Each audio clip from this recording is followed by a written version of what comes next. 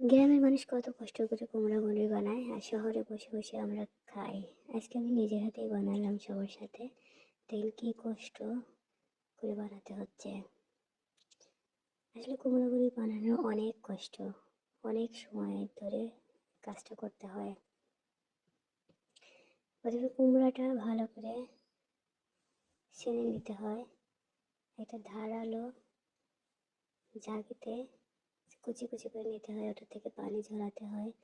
তারপরে কালাই ডাল ভেজা রাখতে হয়, ভাঙাতে হয়, সেটা মিক্সার করে আর অনেক সময় ধরে ডলতে হবে, মাখাতে হবে।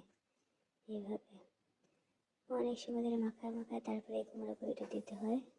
কয়েকদিন ধরে রোদে শুকাতে হয়, তারপরে খাওয়া হয়। খেতে যতটাই টেস্ট, ঠিক তার থেকে বেশি অনেক কষ্ট। এত গ্রামের মানুষ এত কষ্ট করে এই কুমড়ো বড়ি বানায়। আজকে আমি সবার সাথে নিজেও বানালাম, দেখলাম অনেক কষ্ট। যাই হোক, আপনারা দেখলেন।